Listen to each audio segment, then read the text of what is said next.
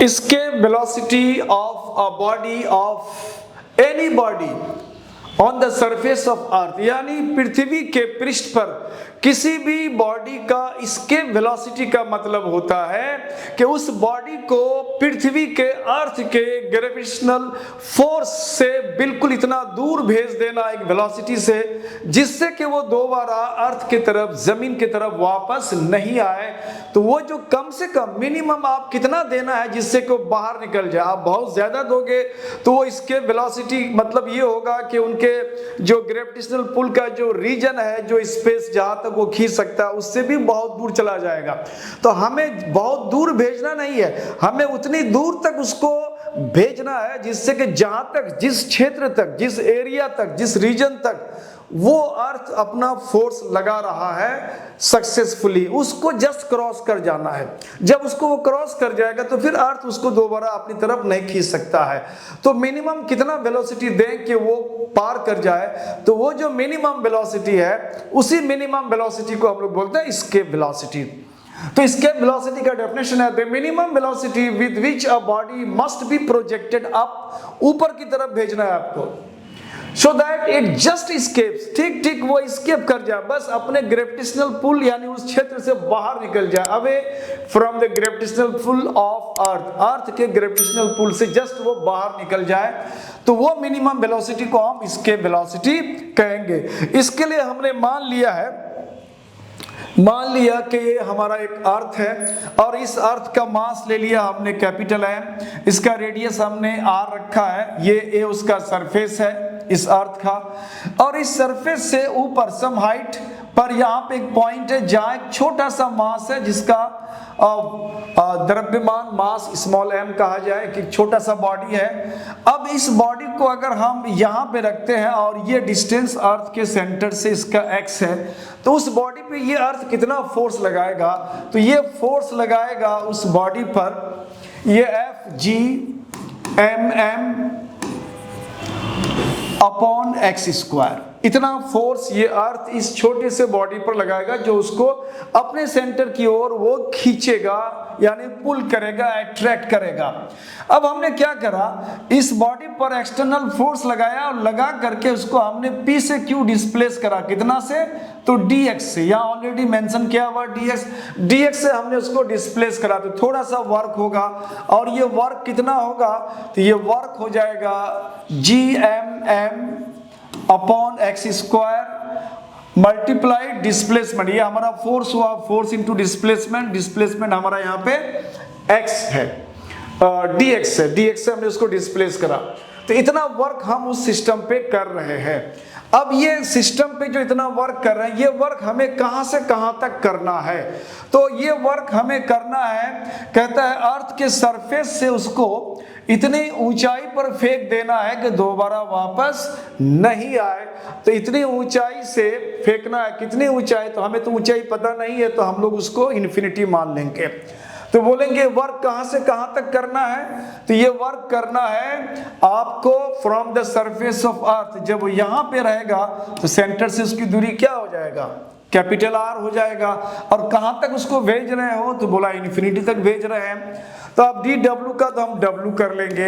अब इसमें जो कांस्टेंट टर्म है हमारा, उस कांस्टेंट को हम बाहर निकाल लेते हैं, तो कांस्टेंट टर्म यहाँ हमारा gmm, और ये एक्स स्क्वायर को ऊपर कर लेने से x पावर -2 हो जाएगा, एंड उसका लिमिट हो जाएगा r टू इंफिनिटी।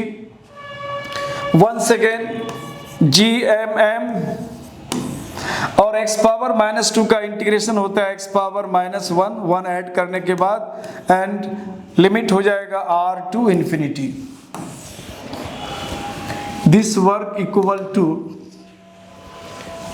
ये माइनस को आप बाहर कर सकते हो, इस माइनस को हम बाहर कर लेते हैं, तो इस माइनस को हमने बाहर कर लिया, तो ये हो गया gmm। अब अंदर में ये जो माइनस हमने बाहर करा, तो x पावर -1 है, तो मैथमेटिकली इसको हम लोग क्या करते हैं, रेसिप्रोकल कर देते हैं, यानी ये x पावर -1 नीचे करोगे x पावर 1 हो जाएगा, तो x पावर 1 का मतलब x हो जाएगा। अब उस x में हमें पहले रखना है अपर लिमिट, तो 1 अपॉन इंफिनिटी हो जाएगा, माइनस अगेन उसमें रखना है हमको लोअर लिमिट, और लोअर लिमिट हमारा r है, तो ये हो गया अब यहाँ पे GMM 1/∞ 0 होता है, -1/r हो गया। अब ये माइनस माइनस प्लस हो जाएगा, तो ये हो जाएगा GMM/r।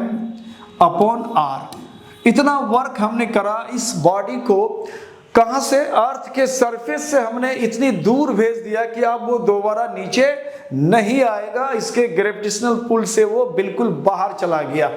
अब सवाल है कि आप जब इसको यहां से इन्फिनिटी की तरफ आप भेज रहे हो, यानी आप वर्क कर रहे हो, और वर्क आप जब किसी सिस्टम पे करते हो तो कहीं ना कहीं वो वर्क आपके उस सिस्टम के अंदर काइनेटिक एनर्जी के फॉर्म में वो स्टोर हो जाता है। तो हम कहेंगे कि जो हमने वर्क करा, ये वर्क इनफैक्ट उस सिस्टम में, यानी जिस बॉडी को आप भेज रहे हो उस पर काइनेटिक एनर्जी बन जाता है।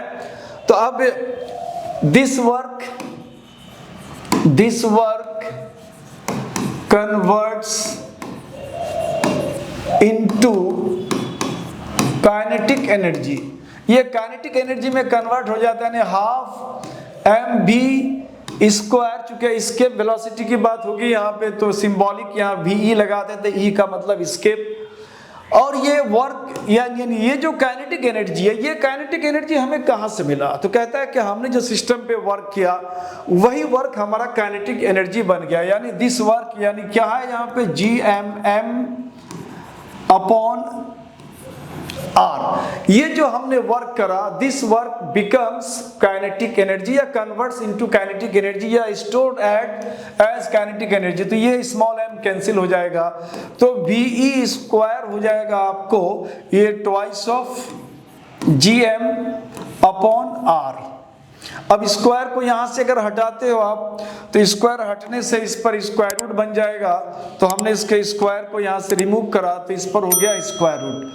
अब ये ट्वाइस ऑफ GM, और ग्रेविटेशन में हम लोगों ने एक्सीलरेशन ड्यू टू ग्रेविटी पढ़ा है, तो वो पढ़ा हम लोगों ने GM/r², इतना वैल्यू पड़ा है। अब यहां से अगर हम GM निकालेंगे तो GM बराबर हो जाएगा GR²। तो इस GM को हम रिप्लेस करके यहां पे उसकी जगह रख देते हैं हम GR², यहां पे रख देते हैं ट्वाइस, तो रहेगा ही ये GR²/r है, स्क्वायर रूट। अब इसको थोड़ा सा कैंसिलेशन कर देते हैं यहां से, ये r यहां पे रह जाएगा, तो ये ट्वाइस ऑफ GR हो गया। अब इन वैल्यूज को हम सब्स्टिट्यूट करते हैं, तो ये 2 हो गया, G का वैल्यू हो जाएगा 9.8 और r का वैल्यू होता है 6.4 इंटू 10⁻⁶ मीटर, ये रेडियस ऑफ द अर्थ होता है। तो इसका वैल्यू हमने सब्स्टिट्यूट करा। अब थोड़ा सा यहाँ ट्री की कैलकुलेशन करना है, नहीं तो इनका स्क्वायर रूट निकालना बहुत लंबा काम हो जाएगा, हम लोग को उतना काम नहीं करना है। तो हम लोग इसको ट्री की इस्तेमाल करेंगे और वहां से हम लोग आराम से इसको निकाल सकते हैं।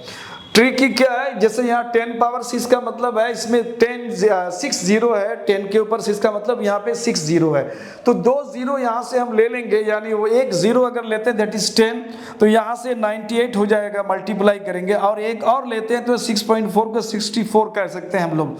तो ये हमने कर दिया 2, और 94 को हमने 2 से डिवाइड करा, तो 2 इंटू 49 हो जाएगा, 49 2 जा 98 हो जाता है। और उसके बाद ये आपने इसको 64 करा, तो यहां से आपने 2 0 यहां से रिमूव करा, यानी 2 बार 10 हमने मल्टीप्लाई इधर कर दिया है, तो इनके पास रह गया 10⁻⁴। अब इसको हम लोग थोड़ा सा यहां कैलकुलेट करते हैं, तो ये VE हो गया 2 यहाँ पे ये हो जाएगा 2², ये स्क्वायर रूट के बाहर आ जाएगा। उसके बाद ये 49 है, 7² हो जाएगा यानी 7, और ये 64 है 8 हो जाएगा इसका, और 10⁻⁴ पावर 10 में रहता है, तो बेस का पावर हाफ हो जाता है स्क्वायर रूट के बाहर, यानी आधा हो जाएगा, यानी 2 हो जाएगा। अब इसको पूरे को मल्टीप्लाई कर देंगे, 112 हो जाएगा, एंड मल्टीप्लाइड हो जाएगा 10²।